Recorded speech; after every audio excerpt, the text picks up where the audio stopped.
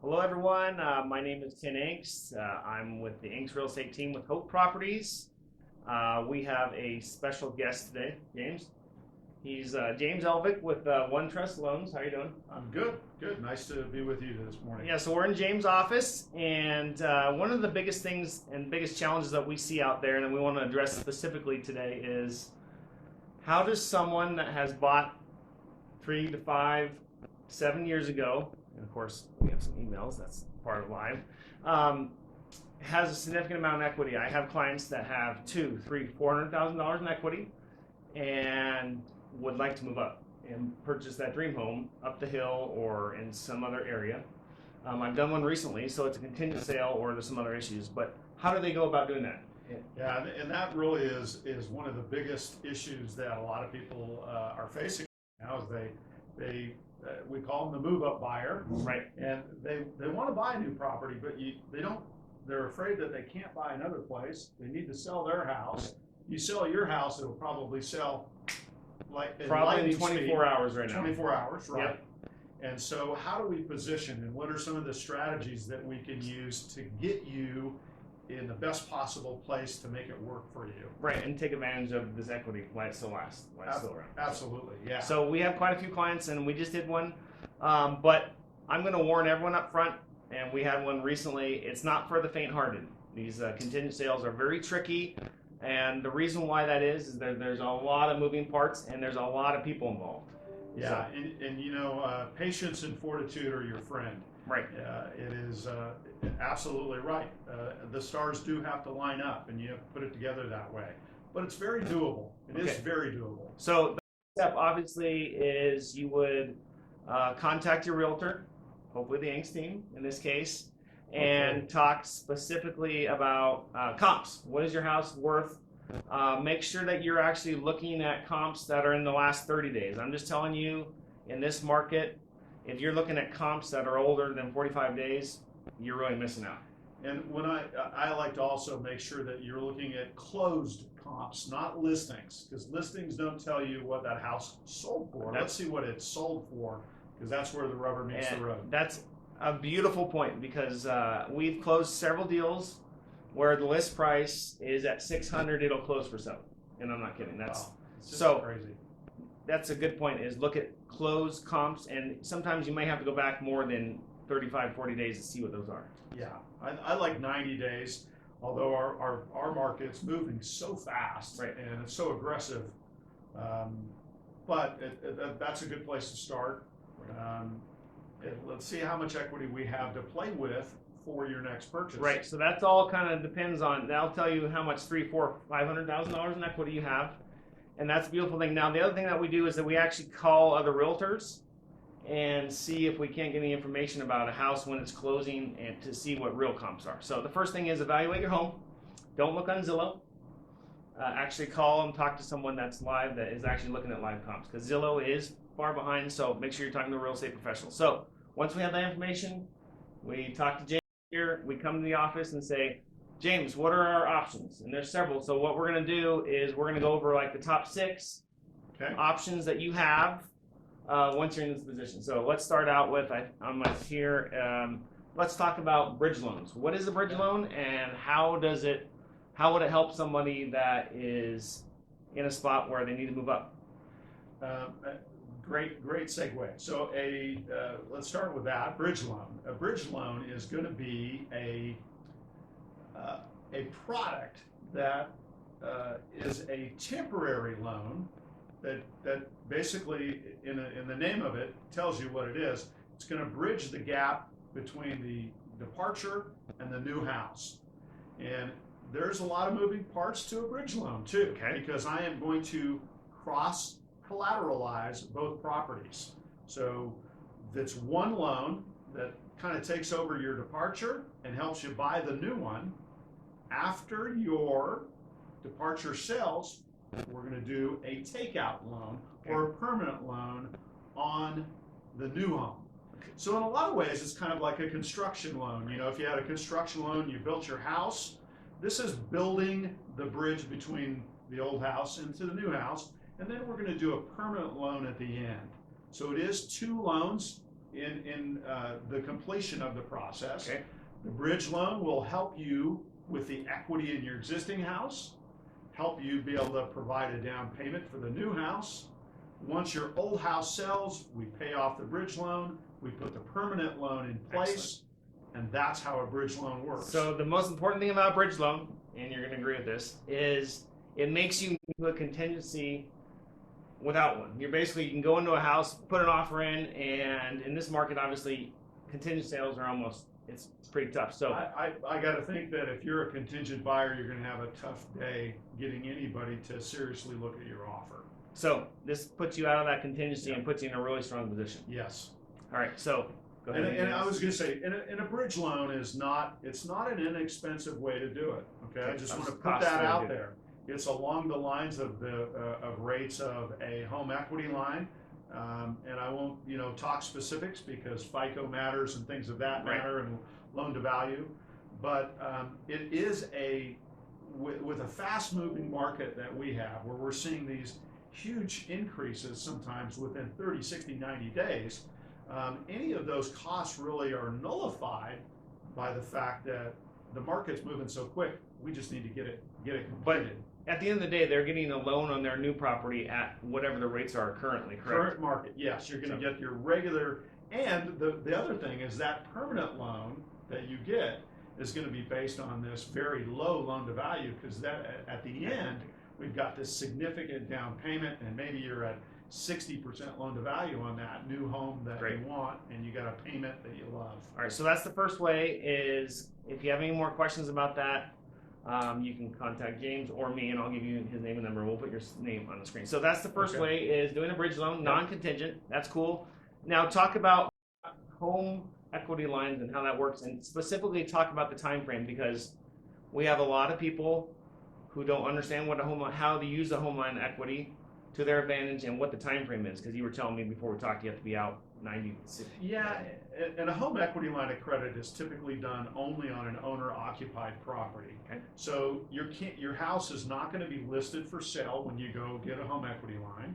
You're going to get a home equity line set up so you can access some of that piggy bank that you have in that house that you've had for the last 3 to 5, 7 years.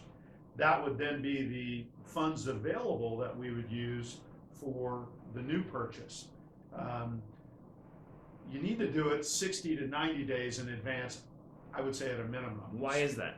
I guess because it takes a while for it to process. Is it kind of like getting a loan where you have to go fill out paperwork, and that's that way? Yeah, and if you're getting a significant equity line, like say $100,000 to $200,000, they're probably going to want a full appraisal on your property. So you're going to need to go out a little ways and just anticipate. It's going to take me 45 days. So you need to have that in place before you start shopping for another house. Okay, excellent. It's more of a long-term or big. I like 90 days. Let's err on the side of caution. So I mean, we're in June. So if you're looking in September, now's the time to go. So you got to plan that out. Now, are those people still contingent? In some cases, I guess. Some cases, yes, but they also have a significant down, so their payment's going to be a little less.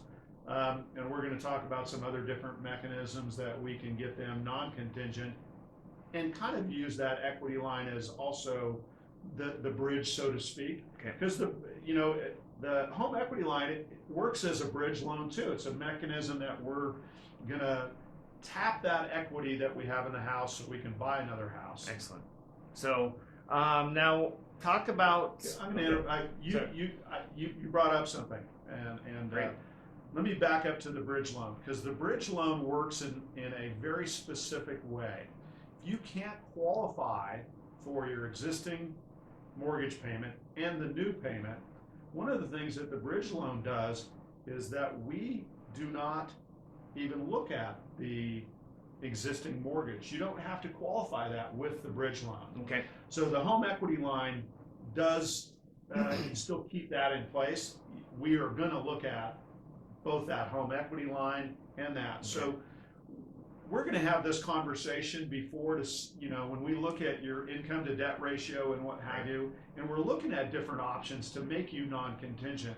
The home equity line will only work for those people that have that income to debt ratio and the bandwidth to make that work. Okay, that's a good point. Okay. And then what happens to the home line equity once?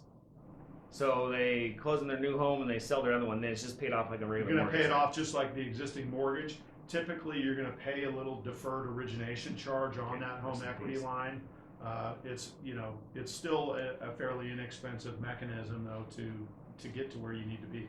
Okay, so the other option, so there's three other options. The next option that James brought up it's excellent, is we have people who rent. They want to make their place a rental, get a lease in place. So what does that look like on your front? Is my customer comes to me and say, well, we like the market. We're seeing that our house from this estimate or looking around, we can net $3,000 to $4,000 a month a rental income. So how does that look when they come in? So first and foremost, I will say and kind of back up and not, we want to sell houses, but we want you to buy houses too. Right. And a lot of the most successful people I know have portfolios of real estate. And maybe your situation is like, goodness, I think this house can be worth even more in 2 or 3 or 5 years. And the question is, first and foremost, do you have the ability, down payment wise, to get into the new house? That's great. So let's start there. Right. You know, I've got to have some other funds or some other down payment money if I'm going to just simply rent out my existing house. And you just have to qualify for both. I mean, that's the key on that one, is you have to. Well, yes and no, because there's a lease. You can get a lease in place. And we'll use that simple math that we discussed. So if your departure house can rent for $2,000 per month, I get to use 75% of that, or $1,500 in that case, to offset your existing mortgage. So you really don't qualify for the existing mortgage, you just have to qualify for the new one. Okay. You do have to have a lease agreement. Okay. So you have to have a lease agreement, and we can help with that. Yeah. And the rents are market rents. You can use some of the online sources to figure out what that number should be.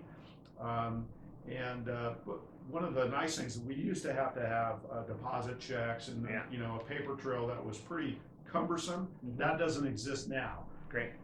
So the other thing is, I own rental properties myself, and I want to always protect our clients. If it doesn't make sense financially speaking, if you're taking a loss every month, I highly don't recommend that you go this route. But in some cases, I have clients who bought 8-9 years ago. They have a 30-year mortgage, and then the rent is literally $800 a month, and they can rent it out for $2,500.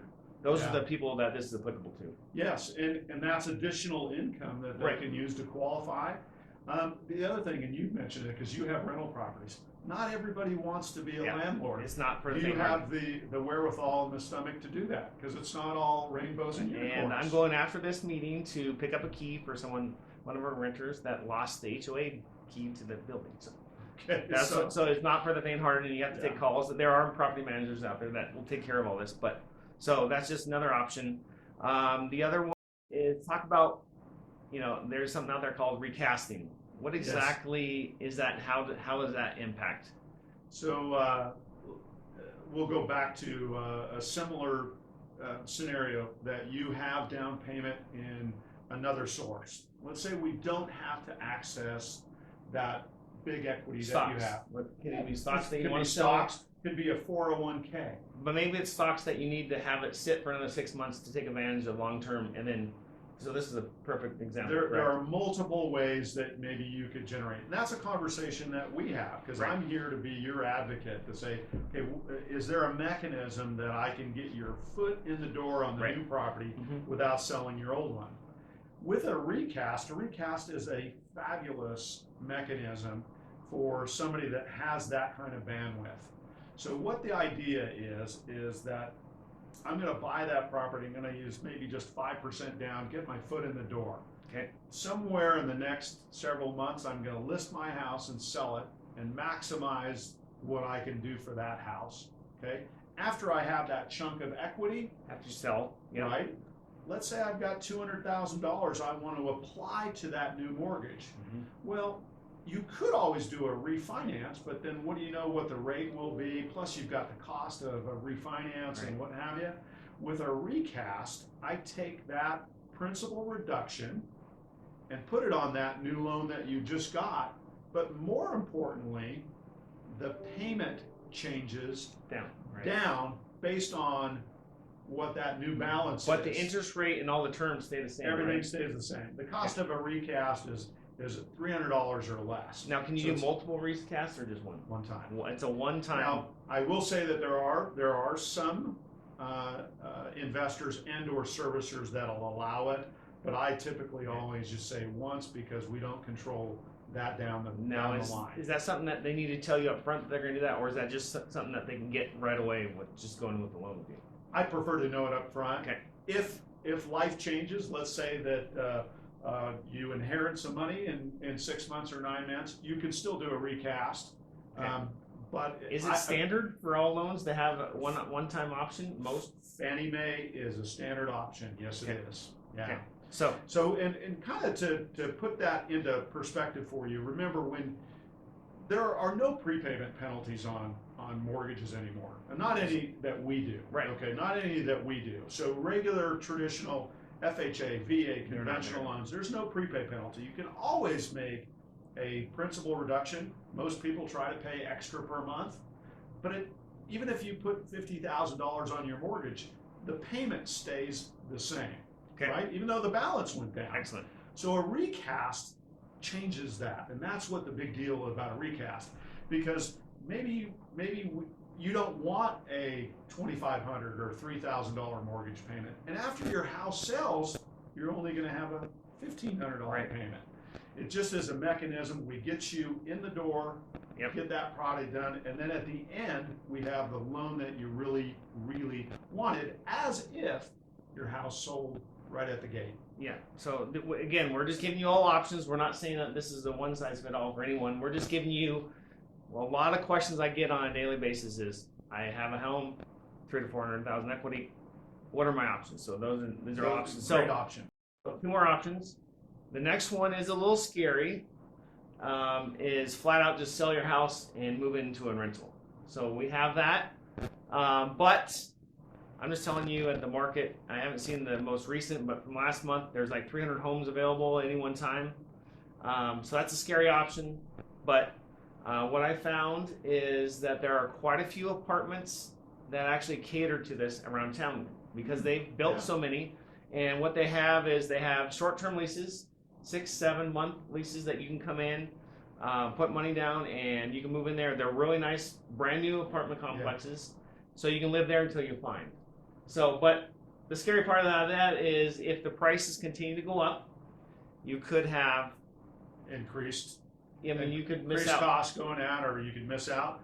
There could be another benefit of doing that as well. So let's say that you have a significant amount of equity, but maybe you have a significant amount of debt, or maybe you're a little FICO challenged because of this or that.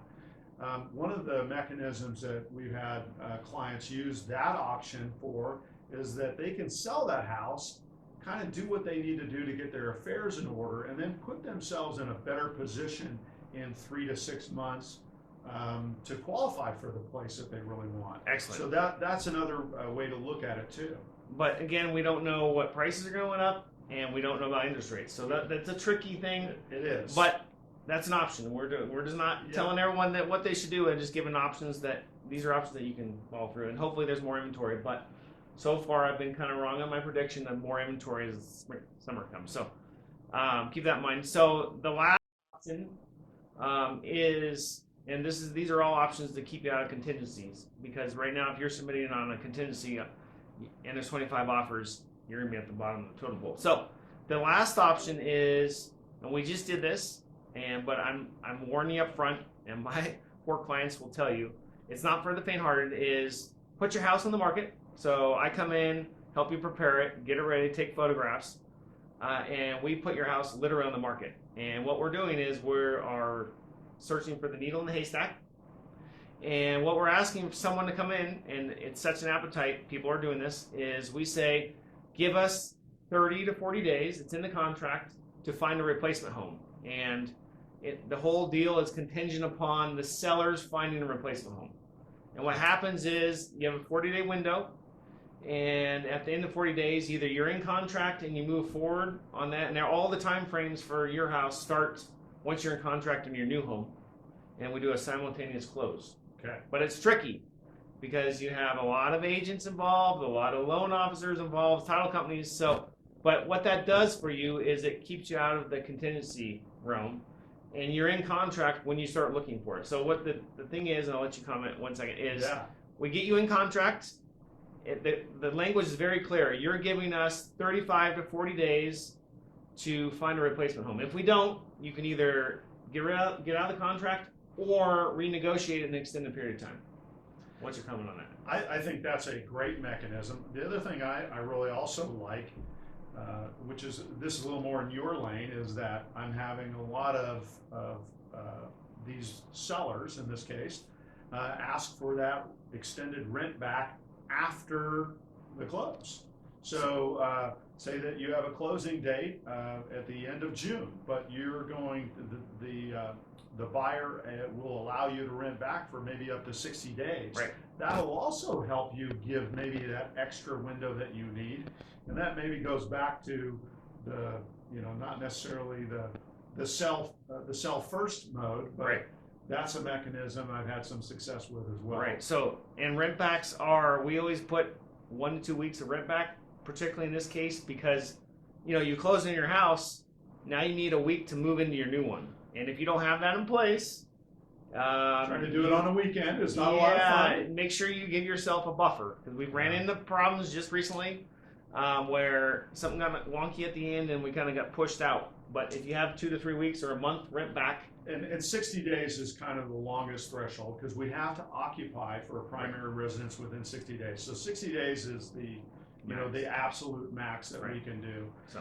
And all of these options are great options, and each of them is going to fit somebody better than another. Right. And that's why if you come sit down and talk to us and develop a strategy, let's develop a plan. And there's a phrase that I always think about, that we always want to know how much money we have in our wallet before we go shopping. Yep. And I love that when we get that call on Sunday afternoon at 5 o'clock that we want to write an offer tonight.